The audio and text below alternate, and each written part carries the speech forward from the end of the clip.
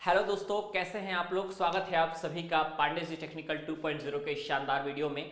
आज का यह वीडियो आपके लिए बहुत इंपॉर्टेंट है बिकॉज आज हम जानेंगे आपसे कि बैक पेपर की कॉपी एक्चुअली में आपकी कैसे चेक होती है। ठीक है, बैक पेपर से रिलेटेड काफ़ी अधिक स्टूडेंट्स को प्रॉब्लम है। काफ़ी सारे लोगों ने बैक पेपर अपना दिया हुआ है क्योंकि वो सेमेस्टर एग्जाम में फेल हो चुके हैं।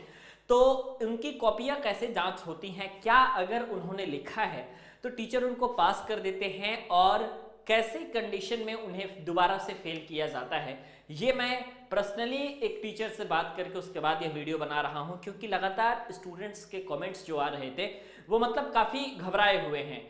तो इसलिए मैं आपको बता देता हूं, आज क्लियरली आपको बैक पेपर के बारे में फुल इन्फॉर्मेशन दे दूंगा, अपडेट दे दूंगा, ताकि आपको किसी प्रकार का डाउट ना रहे कि उसकी कॉपियां कैसे चेक होती हैं और किस प्रकार से सारे स्टूडेंट्स को नंबर मिलता है। ठीक है, एक्चुअली में आपको मैं ज़रा बता दूं बैक पेपर के बारे में, काफ़ी सारे लोग जो है इससे अनभिज्ञ होंगे, तो मैं आपको बता देता हूं बैक पेपर क्या होता है। एक्चुअली में जब आप सेमेस्टर एग्जाम में 50 नंबर में से 17 नंबर से कम पाते हैं तो उस स्टूडेंट्स को फेल कर दिया जाता है, यानी कि उस स्टूडेंट्स का उस पर्टिकुलर सब्जेक्ट में बैक लगा दिया जाता है। ठीक है, और अगर कभी पेपर आप लोगों का 100 मार्क्स का होता है तो 100 नंबर में लगभग आप अगर 33 नंबर से कम पाते हैं तो फिर आपको जो है उस सब्जेक्ट में बैक लगा दिया जाता है। ठीक है, तो अब तो आपका सेमेस्टर एग्जाम का पैटर्न चल रहा है। ठीक है, डिप्लोमा कोर्स के लिए 6 सेमेस्टर है, बीटेक कोर्स के लिए 8 सेमेस्टर है।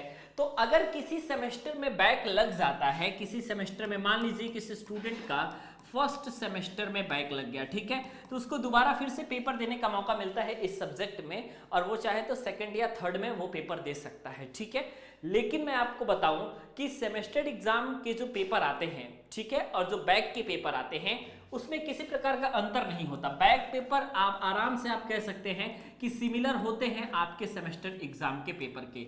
लेकिन क्या स्टूडेंट्स की तैयारी सेमेस्टर एग्जाम जैसी होती है?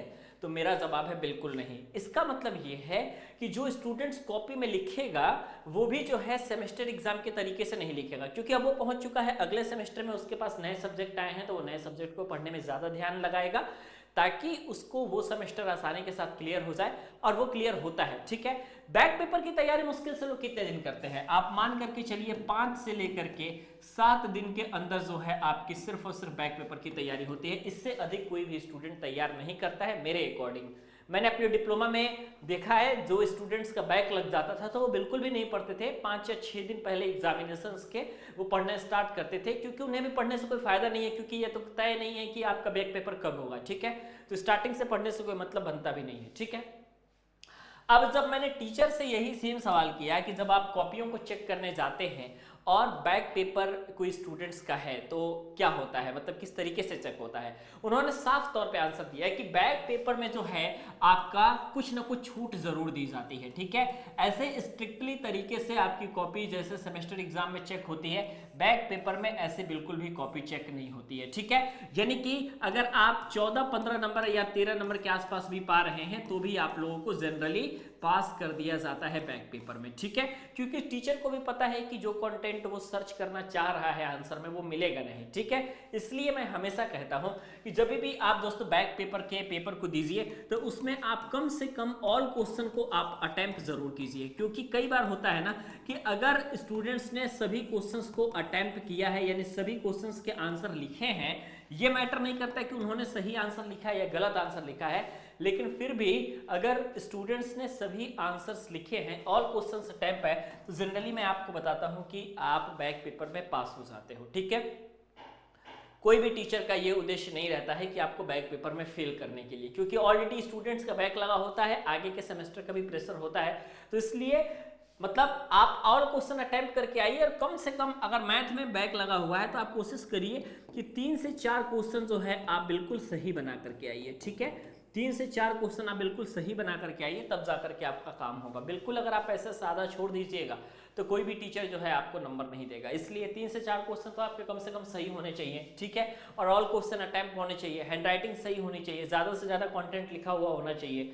आप सिमिलर चीज को भी बना बना करके आप लिख सकते हो। अगर वो भी लिखे हो ना तो जाकर के आप बैक पेपर में पास हो जाओगे। लेकिन अगर आप ये सोचोगे कि बैक पेपर है तो हमारे पास तैयारी हमारी नहीं है और उसके बाद हम जो है पूरी कॉपी को ब्लैंक करके आ गए हैं, पूरी कॉपी को खाली छोड़ करके आ गए हैं, और आप ये अगर एक्सपेक्ट कर रहे हो कि कोई टीचर आपको पास कर देगा, तो ये गलत बात है।